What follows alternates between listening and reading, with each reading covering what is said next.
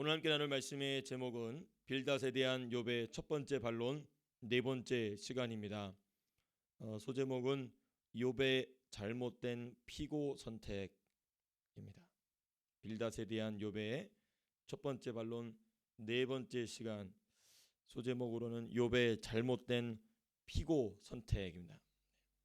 잘못된 피고 발자를 선택했다는 것이죠. 그래서 이 부분을 통하여서 우리가 욥의 태도를 통하여서 우리가 무엇을 배워야 될지를 이 말씀을 통하여서 저 여러분들이 깊이 깨달을 수 있게 되시기를 주님의 이름으로 축복합니다. 본문을 우리가 크게 세 부분으로 나눠서 살펴보고자 합니다. 먼저는 1절에서부터 3절까지입니다. 그리고 두 번째는 4절에서부터 7절까지이고, 그리고 세 번째 부분은 이제 8절에서부터 12절까지 우리가 크게 세 부분으로 나눠서 말씀을 좀 함께 상고하고자 합니다. 첫 번째 부분이 1절에서부터 3절까지에 있어서 우리가 살펴봐야 될 내용은 1, 2, 3절 전부 다 중요한 내용입니다만은 시작이 이렇게 시작이 됩니다. 1절 보시면 내 불평을 토로하고 내 마음이 괴로운 대로 말하리라 라고 되어 있어요. 내 마음이 내 생각대로 내 마음대로 말하리라 이렇게 이야기하고 있는 것입니다. 욥은 지금 사람이 마음이 내키는 대로 또는 생각의 논리를 따라 말하는 것의 실수가 무엇인지를 이 10장에서 보여줍니다. 본인의 마음에 내키는 대로 본인의 생각의 논리 정연한 대로 말하는 것, 특별히 하나님 앞에 그렇게 말하는 것이 얼마나 큰 실수를 만들어내는가를 보여주는 본문이 이 10장의 본문입니다. 이 사람은요 본래 무엇으로 말하게 지은 바 되었냐면 영으로 말하도록 지은 바 된 존재입니다. 우리가 아담이 타락하기 전에는 그의 영이 하나님과 깊이 동행하고 있어서 그런 동행한다는 개념조차 필요 없었습니다. 곧 아담의 뜻이 하나님의 뜻이었고 하나님의 뜻이 곧 아담의 뜻과 다름없을 정도로 하나님이, 왜냐하면 모든 것을 어떠한 제한도 없이 선악과만 빼놓고 어떠한 제한 없이 아담에게 맡기셨습니다. 왜냐하면 그것은 하나님이 아담의 모든 의지와 뜻의 결정을 공감하고 동의하고 완전히 하나가 된 상태였기 때문에인 것이죠. 그것이 회복되는 날이 언제냐면 우리 주님이 재림하실 날입니다. 우리 각자가 각자의 모든 의지를 그대로 가지고 있지만 그것이 동시에 주님의 의지가 되는, 로봇이 아닙니다. 로봇이 아니에요. 각자가 자기의 창의적인 생각과 의지를 가지고 있지만 그것이 온전히 하나님의 그 무궁하심을 보여주는 하나의 예표들로서 존재하게 되는 완전한 온전한 상태가 오는데 그게 바로 우리 주님이 재림하실 날이라는 것이죠. 자, 그런데 그렇게 본래 영으로 말하고 영으로 생각하도록 지음받은 존재였으나 타락 후에는 혼으로 말하고, 그러니까 자기의 생각과 마음으로 말하게 되고, 이 혼은 누구에게 붙잡히게 되냐면 뱀에게 붙잡힌 상태가 되죠. 그 영은 죽고 그 영의 자리에 뱀이 들어가서, 악한 귀신이 들어가서, 마귀가 들어가서 그의 생각과 마음을 붙잡아서 뱀이 말하는 대로 말하게 하는 것입니다. 성령으로 거듭난 성도는요 영의 생각으로 말하려는 훈련이 그래서 필요합니다. 그게 바로 새 사람을 입는 것의 행실인 것이죠. 에베소서를 우리가 비유적으로 에베소서를 우리가 이 관점에서 본다면 그렇게 우리가 표현할 수도 있는 것입니다. 우리도 얼마든지, 예수 믿는 사람도 얼마든지 우리 욥을 보게 되면 그렇지 않습니까? 지금 자기의 혼의 생각대로, 혼의 마음에 느끼는 대로 지금 이야기하고 있습니다. 근데 그 말이 전부 누가 할 만한 말이냐면 마귀가 할 만한 말을 지금 하고 있다는 점이 참으로 안타까운 점입니다. 2절 보시면 이렇게 시작이 됩니다. 이런 내용이 있습니다. 나를 정죄하지 마시옵고 무슨 까닭으로 나와 변론하시는지 내게 알게 하옵소서. 욥은요 좀 계속해서 법정적 이미지를 사용하고 있습니다. 법정에서 피고와 원고가 다투듯이 하나님께 말씀드리고 있어요. 피고와 원고가 다투죠. 그렇죠? 이 사람에게 내가 피해를 입었습니다. 막 다툽니다. 그러한 태도로 지금 하나님께 말씀드리고 있습니다. 하나님께 지금 아뢰고 있는 것이, 나를 정죄하지 마시고 무슨 까닭으로 나와 더불어 변론하시는지 내게 알려달라, 이 얘기를 하고 있습니다. 이 태도는요 피조물이 창조주를 대하는 태도가 아닙니다. 동등한 존재의 법정 다툼의 태도로서 하나님을 대하는 실수를 지금 범하고 있습니다. 여기 보면 두 가지 동사가 나오죠. 맛이 없고, 정죄하지 맛이 없고, 그 다음에 또 다른 동사가 뭐냐면 내게 알게 하옵소서. 지금 누가 누구에게 명령하듯이, 명령은 아니지만 명령하듯이 돼버린 겁니다. 그만하시고 알려주십시오. 명령조가 돼버린 것입니다. 그러니까 피조물이 창조주를 향하여서 간구하는 태도가 아니고 법정 안에서 두 원고와 피고가 다투는 형태가 돼버린 것입니다. 이 모습을 보게 되면 나를 정죄하지 마시옵고라는 표현이 참 중요합니다. 이제 이게 3절에 가서 나오게 되는데 이게 바로 제가 오늘 이 말씀드린 소제목과 깊이 연결이 되어 있습니다. 3절 보시게 되면 3절 보면은 피고를 잘못 선택한 욥의 모습이 나오게 됩니다. 욥은요 하나님이 자신을 학대하고 멸시하시고 그리고 악인을 돕고 계신다고 주장하고 있어요. 그렇죠? 주께서 주의 손으로 지으신 것은 욥입니다.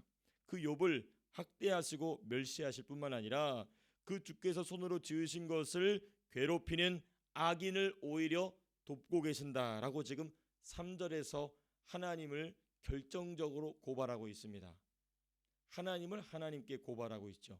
그러니까 이게 피고발자, 그래서 우리가 피고라고 그러죠. 원고와 피고라고 있는데, 네. 여기 보게 되면 그러니까 이 말인 겁니다. 욥의 고난의 원인이 하나님이란 얘기예요. 그렇죠?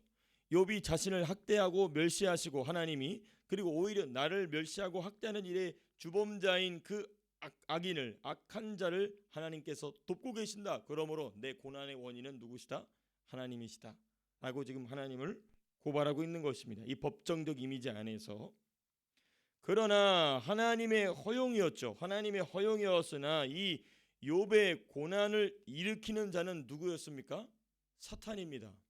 하나님이 허용하셨으나 이것을 직접 이 욥의 인생에 찾아와서 욥의 인생을 불행하게 만들고 그의 육신을 치고 그의 친구들로 하여금 그의 생각과 마음을 몹시 괴롭게 만드는 자는 누구였냐면 우리가 욥기 초반부에 함께 나눴던 것처럼 사탄입니다.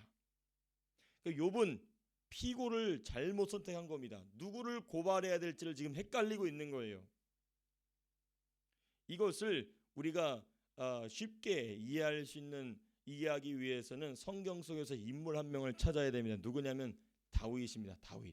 다윗과 욥을 비교해 보면 욥이 이런 점에서 지금 실수하고 있구나를 우리가 발견하게 됩니다. 다윗도 욥의 인생만큼이나 고난의 시간을 보냈습니다. 상당히 긴 시간을 고난 가운데 보냈어요.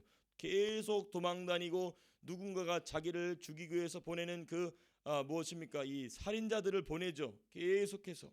그러면서 그 고난 가운데 수많은 시들을 남깁니다. 수많은 찬송 시들을 남기게 되죠. 자, 근데 여기서 결정적인 차이점이 있어요. 다윗은 반복적으로 누구를 고발하냐면 원수들과 원수들의 악행을 하나님께 고발합니다. 이게 아주 중요한 점이에요.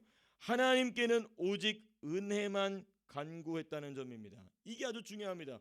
다윗이 하나님의 허용이 없이는 이런 일들이 일어날 수 없다는 것을 몰랐을 리가 없습니다. 잘 알았어요. 욥도 잘 알고 있는 것입니다. 욥도 자신에게 일어나고 있는 이 고난의 문제가 자기가 겪고 있는 이 고통스러운 상황이 하나님의 허용으로 일어났다. 그래서 하나님을 고발하고 있어요, 욥은. 그런데 다윗도 동일하게 알고 있었습니다. 하나님이 허용하지 않으면 내 인생에 이러한 고난, 고통은 찾아올 수 없다. 그래서 다윗은 무엇을 하냐면 자신의 인생 속에서 실제적으로 자신을 괴롭히는 그 악인들을, 대적들을 하나님 앞에 지속적으로 고발하고 하나님께는 무엇만 구하냐면 은혜만 구합니다. 단 한마디도 하나님을 원망하는 말이 나오지 않아요. 하나님을 고발하는 내용이 나오지 않습니다. 아주 중요한 이런 상반된 태도를 가지고 있었다는 것입니다.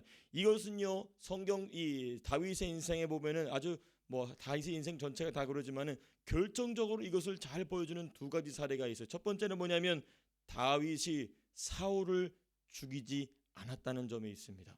얼마든지 자기가 사울을 죽일 수 있는 기회가 있었어요. 그리고 자기가 그 세력을 가지고도 그렇게 해도 하나님께서 뭐라고 하지 않을 만한 상황이었어요. 왜 그렇죠? 사울은 이미 버린 자였기 때문에. 그런데 다윗이 하나님을 두려워하여서 사울을 죽이지 않습니다. 다윗이 겪고 있는 모든 고난과 고통의 근원이 누구였냐면 사울이었거든요. 근데 그걸 내버려 둡니다. 왜 그렇죠? 하나님이 세운 자를 내가 죽일 수 없다. 그리고 고난 속에 들어가요. 그냥 그 고난을 당합니다.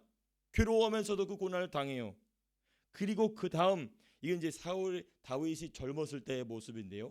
이 다윗의 젊었을 때의 모습이 노년에까지 이르는 모습이 한 가지 있습니다. 우리가 한 구절 이건 좀 찾아봤으면 좋겠거든요. 우리 사무엘하 16장입니다. 너무나 아름다운 말씀입니다. 사무엘하 16장 10절에서부터 12절 우리 세 구절 말씀인데요. 사무엘하 16장입니다. 10절에서부터 12절. 이 장면은 자기 아들 이 아들 누굽니까? 갑자기 이름이 기억이 안 나는데 그 아들이 반란을 일으키지 않습니까? 네네네, 압살롬이 반란을 일으켜서 도망가는 장면 가운데에 누가 나타나서 막 갑자기 막 욕을 합니다. 그 욕하는 사람의 이름이 뭐냐면 시므이죠. 시므이가 욕하는 것에 대해서 다윗이 뭐라고 말하는가? 10절에서부터 우리 12절 같이 한번 읽어보겠습니다. 시작. 왕이 이르되 수르야의 아들들아 내가 너희와 무슨 상관이 있느냐? 그가 저주하는 것은 여호와께서 그에게 다윗을 저주하라 하심이니 내가 어찌 그리하였느냐 할 자가 누구겠느냐 하고 또 다윗이 아비새와 모든 신하들에게 이르되 내 몸에서 난 아들도 내 생명을 해하려 하거든 하물며 이 베냐민 사람이랴 여호와께서 그에게 명령하신 것이니 그가 저주하게 내버려 두라. 혹시 여호와께서 나의 원통함을 감찰하시리니 오늘 그 저주 때문에 여호와께서 손으로 내게 갚아 주시리라 하고 이 다윗의 사울을 죽이지 아니하고 그 고난 안으로 들어갔던 그 젊었을 때의 태도가 노년의 왕이 돼서도 여전히 가지고 있음을 보게 됩니다. 저자가 나에게 욕하는 것 때문에 저건 하나님이 허용한 것이다. 오히려 내가 저 욕을 들음으로 하나님이 저 욕을 들은 나를 불쌍히 여기시지 않겠느냐. 이 너무나 아름다운 말씀 아닙니까? 자기가 자기 아들이 자기를 죽이려고 덤벼드는 이 상황 속에서도 다윗은 조금도 번개치 아니하는 신앙으로 누구를 고발해야 될지를 여전히 명확하게 알고 있었다는 점입니다. 이게 바로 다윗과 욥의 지금 결정적인 차이점인 것입니다. 그래서 우리가 우리 인생 가운데에 보게 되면 이 두 욥과 다윗의 인생을 비교해 보면은 다윗이 인생 가운데 실수가 훨씬 많았습니다. 이루 말할 수 없는 그 도덕적인 기준을 본다면은 욥과는 비교할 수 없는 삶을 살았어요. 그럼에도 불구하고 하나님이 구속사 가운데에 다윗을 예수 그리스도를 예표하는 상징으로서 구약의 대표적인 두 인물 모세와 다윗으로 세우신 이유가 바로 이러한 태도에 있었기 때문인 것입니다. 그러니까 하나님은 도덕적 기준으로 세우는 것이 아니라 얼마나 하나님의 마음을 잘 알고 있느냐가 하나님 앞에 쓰임받는 기준인 것이죠. 이게 바로 지금 욥과 다윗의 상반된 태도입니다. 누구를 고발해야 될지, 누가 피고발자가 되어야 될지를 명확하게 알고 있었습니다. 그러니까 이겁니다. 사탄은 성도가 하나님을 고발하기를 기대합니다. 하나님을 원망하기를 기대하고 작정하고 이 일을 펼쳐요. 왜냐하면 누구에게 허락을 받았기 때문에, 하나님께 허락을 받았기 때문에 하나님은 그렇게 사탄을 사용하시는 것입니다. 그래서 그 가운데 실패하게 되면 하나님은 여전히 우리를 사랑하시면서 우리에게 뭘 깨닫게 하시냐면 아하, 내가 여전히 이렇게 사단에게 속아 넘어가는 부분이 있구나라고 가르쳐주고 계시는 겁니다. 두 번째, 하나님은 성도가 사탄을 고발하기를 기대하고 계십니다. 하나님의 허용이라는 것까지 이해한다면 상당히 그래도 수준이 있는 신앙 속으로 들어간 겁니다. 그런데 거기서 한 걸음 더 들어가야 되는 거예요. 욥처럼 실수하는 것이 아니라 다윗처럼 성공해야 되는 것입니다. 어떻게? 누구를 고발해야 될지를 명확하게 마음속에 생각 속에 정해놓고 그것을 지속적으로 이야기하는 것입니다. 이러한 점에서 하나님께서 다윗을 높이 들어 쓰신 것이죠.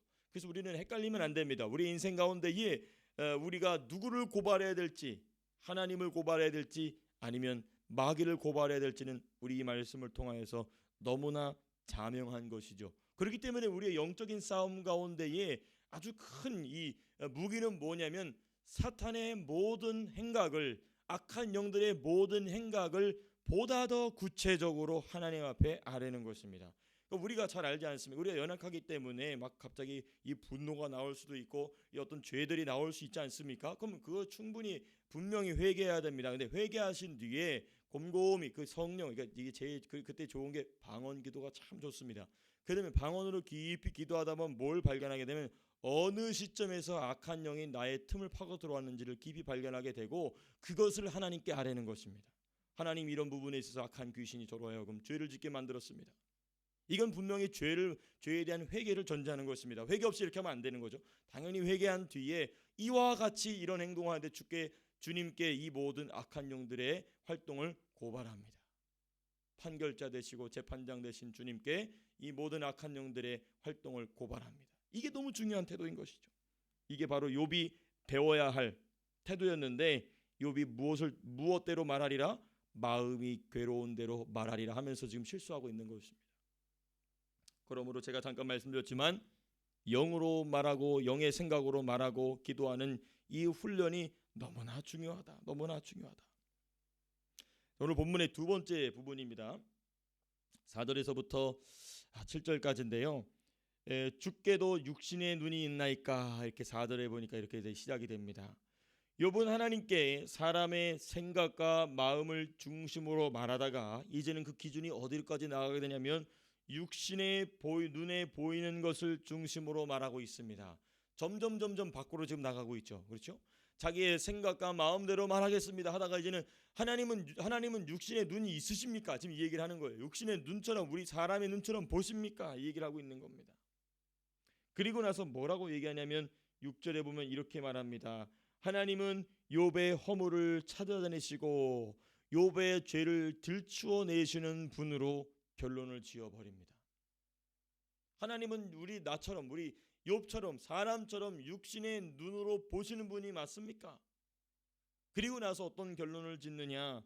하나님은 나의 허물을 찾으시고 나의 죄를 들추어내시는 분이시다라고 이야기를 하게 됩니다. 이게 뭐냐면 욥이 육신의 눈으로 자기의 상황을 판단한 결과입니다.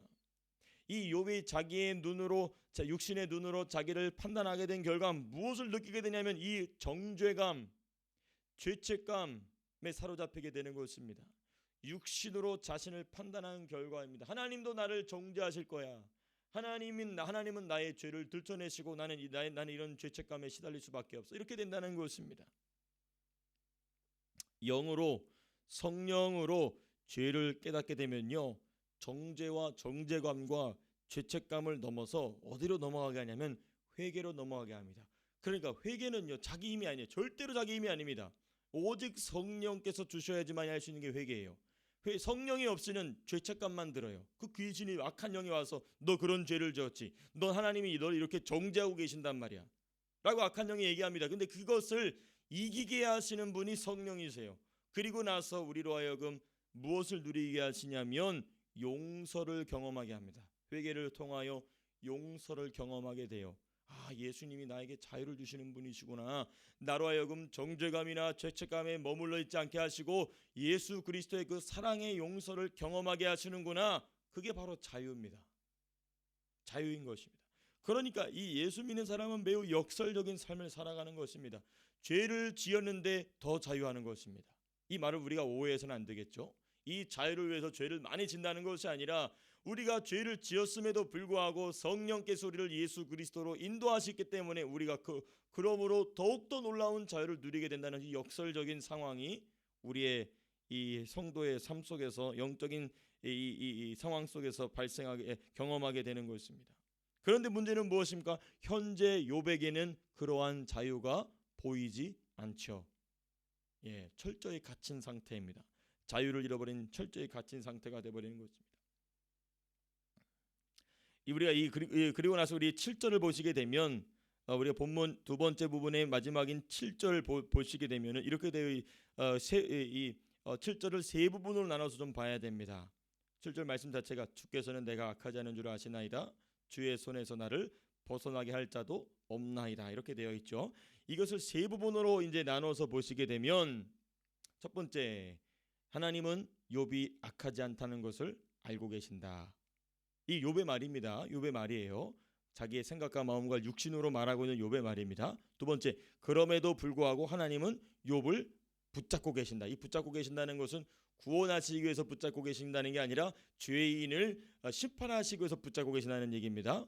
그리고 세 번째 말은 무슨 말이냐면, 그래서 어느 누구도 욥을 하나님에게서 탈출시킬 수 없다, 구조시킬 수 없다, 이 얘기를 하고 있는 거예요. 이 7절이 주님이 내가 악하지 않은 걸 알고 계심에도 불구하고 나를 죄인처럼 붙잡고 계시고, 그렇기 때문에 나는 누구의 도움도 받을 수 없다. 왜? 하나님이 나를 죄인처럼 붙잡고 계시기 때문에 나는 누구도 나를 구조해 줄 수 없다. 여기서 구조해 줄 수 있다 없다는 얘기를 하고 있어요.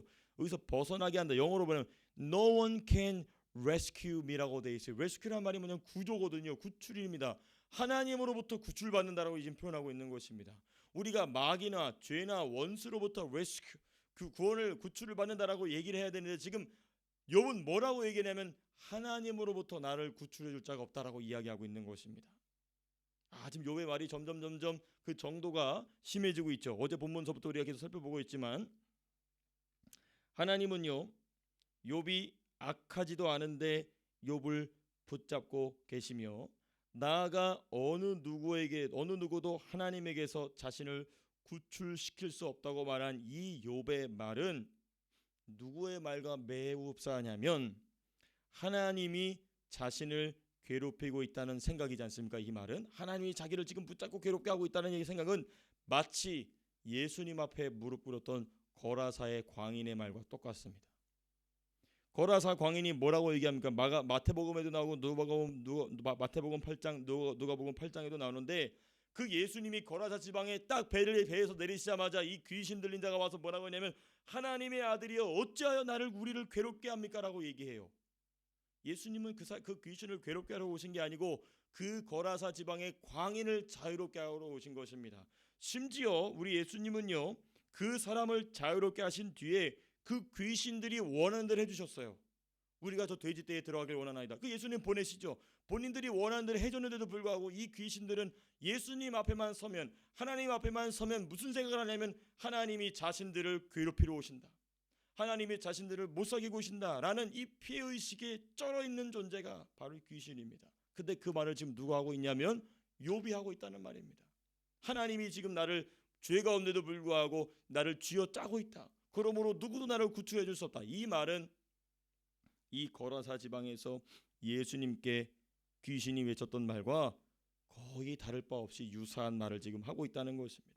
그러므로 욥이 가진 하나님에 대한 중대한 오류는 반드시 깎아야 될 부분으로서 욥도 물론이거니와 사탄도 알 수 없던 욥의 연약함, 곧 고난이라는 재료를 통해서 지금 이 연약함이 지금 드러나고 있는 것입니다. 그러니까 이 고난이 없었으면 욥의 이런 부분이 드러나지 않았다는 것입니다. 고난 때문에 지금 이게 드러나고 있는 것입니다. 이게 바로 이 7절까지 살펴보면서 우리가 묵상해야 할 수 있는 그런 내용인 것입니다. 벌써 지금 6시가 넘었기 때문에 이 나머지 8절에서부터 12절 부분은 내일 본문에 이어서 함께 하도록 하겠습니다. 사실 이 8절에서부터 12절은 이어져 있습니다. 8절에서부터 12절은 13절 내용과 연결되어 있기 때문에 이 부분을 어떻게 설교해야 될까 이제 고민하고 있었는데, 오늘은 이 7절까지 말씀을 살펴보도록 하고요. 내일 이어서 8절에서부터 쭉 이어서, 왜냐하면 이 8절은 뭐냐면 하나님이 자기를 창조하셨다는 거예요. 창조하셨는데 13절 가면 이렇게 되어 있어요. 그러한데 주께서 이것들을 마음에 품으셨, 나를 향한 이 진노를 마음에 품으셨다, 이렇게 이 얘기를 하고 있는 겁니다. 그러니까 나를 이렇게 정성스럽게 창조해 놓으시고 왜 이렇게 나를 괴롭히십니까 하는 내용이 이제 13절부터 이어지고 있는 내용입니다. 그래서 이 본문은 우리가 내일 살펴보도록 하겠습니다. 말씀을 맺도록 하겠습니다. 욥의 잘못된 피고 선택과 그리고 이 다윗의 올바른 피고 선택, 얼마나 극명한 차이를 보여주고 있는지를 우리가 오늘 본문을 통해서 발견하게 됩니다. 저 여러분들이 오늘 한날의 삶을 통하여서 우리가 누구를 고발해야 될지, 누구를 어떻게 깊이 있게 고발해야 될지를 성령께서 이 말씀을 통하여 저 여러분들의 심령 속에 깊이 있게 깨닫게 해주시기를 주님의 이름으로 축복하며 간구합니다. 자, 기도하고 마치겠습니다.